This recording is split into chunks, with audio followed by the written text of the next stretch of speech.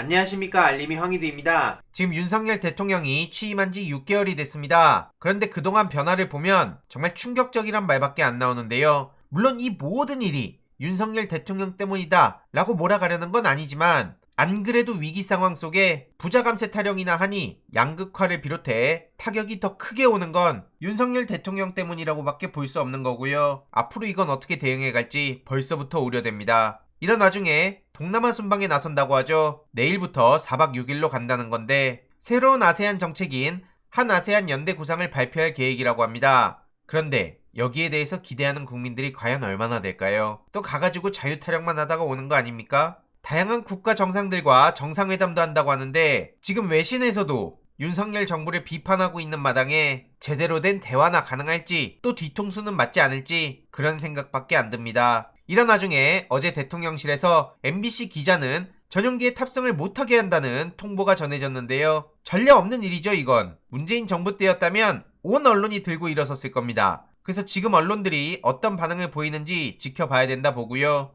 왜곡, 편파 방송을 방지하기 위한 불가피한 조치라 그러고 이런저런 핑계를 대고 있지만, 누가 보더라도 날리면 바이든을 보도해서 또 그런 일이 벌어질까봐, 그리고 거기에 대한 앙금으로 MBC를 노골적 배제했다는 걸로밖에 볼 수 없습니다. 오늘 윤석열 대통령도 순방에 국익이 걸려있기 때문이다, 이런 얘기를 하고 있는데, 본인이 날리면 이딴 소리를 안 했으면 될 문제입니다. 말한 사람이 문제입니까? 그걸 보도한 사람이 문제입니까? 게다가 배현진 국민의힘 의원도 MBC 아나운서 출신이죠. 이 사람이 뭐라고 했나 보니까 MBC는 부자 회사라면서 민항기를 통해 순방 다녀오도록 잘 지원할 거라 믿는다, 이렇게 대놓고 비꼬았습니다. 야, 배지가 뭐라고, 참 파렴치하단 말밖에 안 나오고요. 이에 MBC 기자들은 당연히 납득하기 어렵다는 반응을 보이고 있습니다. 저렇게 자의적인 판단으로 특정 매체가 순방 취재에서 불이익을 겪는 선례가 생긴다면 이건 대통령실 기자단 전체에도 안 좋은 영향을 미치는 거란 거고요. MBC 관계자도 이건 군사독재 시대에도 찾아보기 힘든 전대미문의 언론 탄압이다, 대통령 전용기가 아닌 여객기 티켓을 구해서 동남아 순방 일정에 대한 취재를 충실히 수행할 계획이라고도 밝혔습니다. 이에 많은 시민들도 MBC를 응원하는 목소리를 내고 있는데요. 대통령실은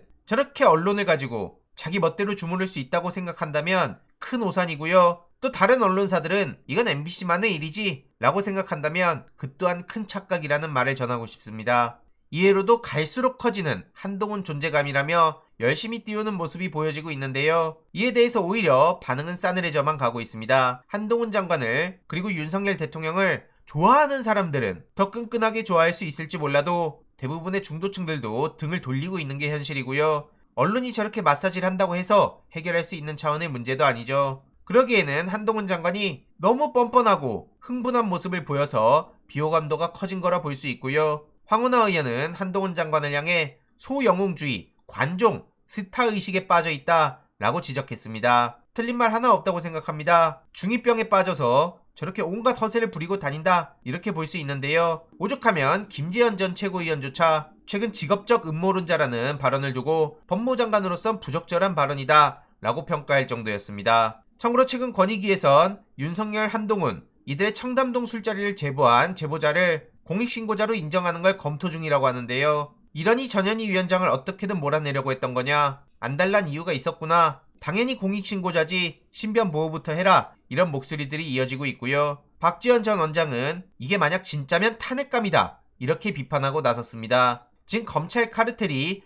모든 대한민국 곳곳을 장악하려고 하는 듯 보이는데, 실제로 저들이 어떤 인간들인지 주위에도 널리 알릴 필요가 있어 보이고요. 절대로 저들의 뜻대로 호락호락하게 넘어가진 않을 겁니다. 이외로도 김은혜 수석은 저렇게 착즙쇼를 했죠. 고작 한다는 게 착즙 엔딩입니까? 이거야말로 웃기고 있네 라는 말밖에 안 나오고요. 지금 국민의힘이나 대통령실에서 이상한 헛소리만 나오면 웃기고 있네, 이게 밈처럼 번지고 있습니다. 김은혜 수석이 큰 똥볼 찬 이유가 바로 여기 있다고 보고요. 보시다시피 해당 기사에도 웃기고 있네, 이게 가장 많은 공감을 얻고 있습니다. 정말 웃기고 있단 말밖에 안 나오고요. 지금 김진태 지사도 본인은 억울하다며 문재인 정부 탓을 하고 있는데, 오죽하면 국민의힘 내부에서도 그런 주장에 대해선 선을 긋고 있네요. 김진태 사태 때문에 위기가 촉발됐다, 뭐 이런 얘기고요. 저렇게 문재인 정부 탈원전 정책 탓이라고 했지만 누가 보더라도 김진태 사태입니다. 그럼에도 불구하고 저렇게 노골적으로 쇼를 하고 있다는 걸 더 많은 국민들에게 알릴 필요는 있어 보이고요. 지금 안철수 씨도 등장해서 민주당을 100석 이하로 만들겠다, 이런 헛소리를 하며 당권 도전이 확실하다, 이렇게 목소리를 높이고 있네요. 그런데 황교안 씨의 지지율이 급상승했다는 소식도 전해졌고요.